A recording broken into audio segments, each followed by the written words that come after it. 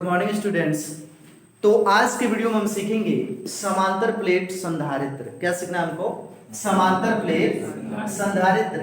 आपका ये क्वेश्चन काफी इंपॉर्टेंट है। अगर बोर्ड की दृष्टि से देखा जाए तो कैपेसिटर में सबसे ज्यादा इंपॉर्टेंट टॉपिक है तो वो है समांतर प्लेट संधारित्र की धारिता के लिए व्यंजक। ये क्वेश्चन आपका बनता है, बार बार बनता है।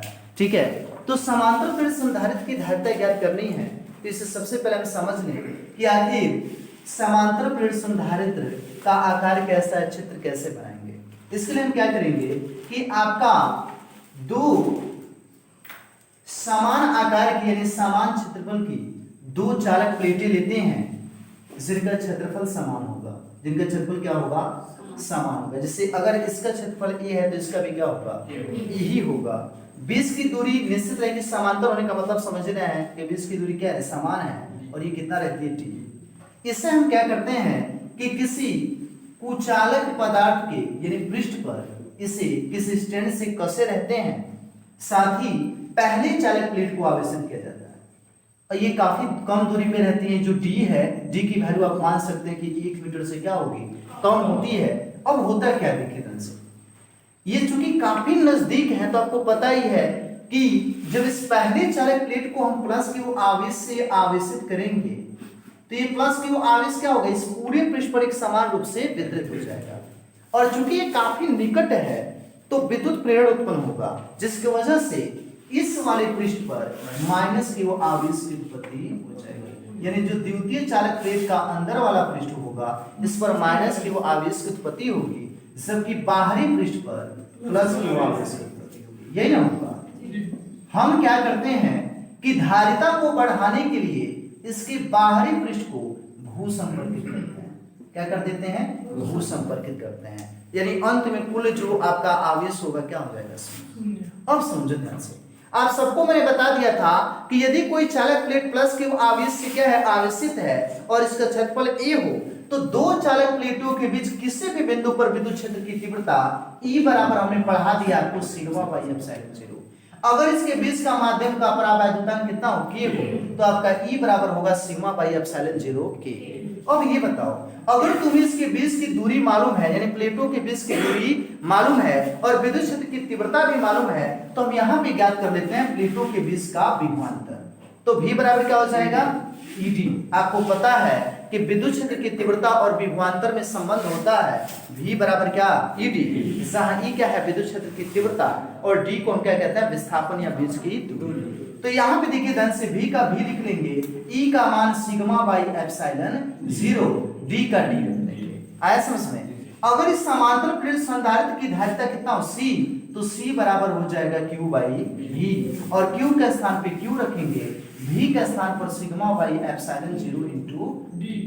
लेकिन आप सबको पता है कि सिग्मा को हम पृष्ठीय आवेश घनत्व कहते हैं और पृष्ठीय आवेश घनत्व का सूत्र होता है Q बाई A। क्या मैं सिग्मा के स्थान पर Q बाई A नहीं लिख सकता? अब Q से Q कट जाएगा तो आपका C बराबर हो जाता है, देख लीजिए नीचे वाला कहां जाएगा? ऊपर, A एप्सिलॉन 0 बाई। अब देखिए ध्यान से, कभी कभी ऐसा होता है कि जब हम इसका अध्ययन कर रहे होते हैं ये भूल गया होता है। इसलिए होता है कि कभी कभी एग्जाम में आप बैठते हो और पता चले टॉपिक ही भूल गए। क्या हो गए? टॉपिक ही भूल गए। तो देखिए कैसे हम इसको तैयार करेंगे। सबसे पहले हमें क्या सोचना है? हमें सिद्ध करना है कि C बराबर आएगा क्या? A epsilon 0 by T। इसके पहले अगर C है तो बिना Q बाई V की सहायता से तो हम C ज्ञात नहीं कर सकते हैं, तो किसकी जरूरत पड़ेगी? V कैसे प्राप्त होगा? तो विद्युत क्षेत्र की तीव्रता से। विद्युत क्षेत्र की तीव्रता कैसे प्राप्त होगा? तो जब हमें ये पता रहेगा कि भाई दो समांतर प्लेटों के बीच विद्युत क्षेत्र की तीव्रता E बराबर होता है सिग्मा बाई एप्सिलॉन 0। अब हम इसको तैयार करें। देखिए कैसे। माना एक समांतर प्लेट जिसके प्लेटों का क्षेत्रफल कैपिटल A व प्लेटों के बीच की दूरी स्मॉल t है। माना एक समांतर प्लेट जिसकी प्लेटों का क्षेत्रफल कैपिटल A तथा प्लेटों के बीच की दूरी स्मॉल t है कि प्रथम प्लेट को प्लस Q आवेश से आवेशित किया जाता है। स्पष्ट है कि ध्यान से स्पष्ट है कि विद्युत प्रेरण के कारण द्वितीय चालक प्लेट के अंदर वाले पृष्ठ पर माइनस क्यू आवेश की उत्पत्ति होगी, जबकि बाहरी पृष्ठ पर प्लस क्यू आवेश की उत्पत्ति होगी। अब हमने क्या कि इसको भू संपर्कित किया हुआ है, तो हम कहेंगे कि चूंकि बाहरी पृष्ठ भू संपर्कित है, फलतः इसका समस्त आवेश कहां चला जाएगा, पृथ्वी में, और वह शून्य हो जाएगा। यहां तक आपका कन्फर्म हो गया।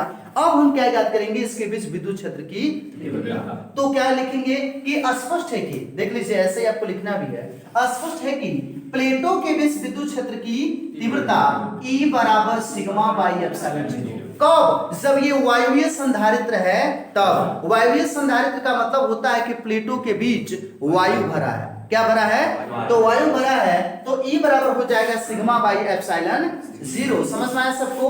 अब हम क्या करेंगे कि ये दर्शाएंगे कि चूंकि प्लेटों के बीच की दूरी कितनी है, d है, तो क्या लिखेंगे कि चूंकि प्लेटों के बीच की दूरी d है, अतः प्लेटों के बीच, ये देखिए ध्यान से, प्लेटों के बीच का विभवांतर v बराबर हो जाएगा E इंटू d। क्या ये कौन सा सूत्र कहलाता है? इससे हम कहते हैं विभवांतर और विद्युत क्षेत्र, यानी विभवांतर और विद्युत क्षेत्र में संबंध। तो v बराबर क्या होता है, d। यहां से हम v का मान ज्ञात करेंगे, E का मान रखेंगे सिग्मा बाई एप्सिलॉन 0 और इंटू d की वैल्यू d रहने देंगे। अब आपको पता है कि सिग्मा बराबर होता है q बाई a। सिग्मा बराबर क्या होता है? आपको पता है कि किसी चालक के एकांक क्षेत्रफल पर, किसी चालक के एकांक क्षेत्रफल पर आवेश की मात्रा को हम क्या कहते हैं, पृष्ठीय आवेश घनत्व कहते हैं। इसे सिग्मा से प्रदर्शित किया। इसका मात्रा क्या बताए थे? कूलाम प्रति मीटर स्क्वायर। और बीमे सूत्र बताया था L⁻⁻2 क्या 80। और मैंने बताया था कि ये एक अदिश राशि है। किस प्रकार की राशि है? अदिश राशि है। तो v बराबर हो जाएगा सिग्मा के स्थान पर q बाई a रखेंगे, तो ये E एप्सिलॉन 0 होगा ना बाबू, और इंटू कितना हो गया, t।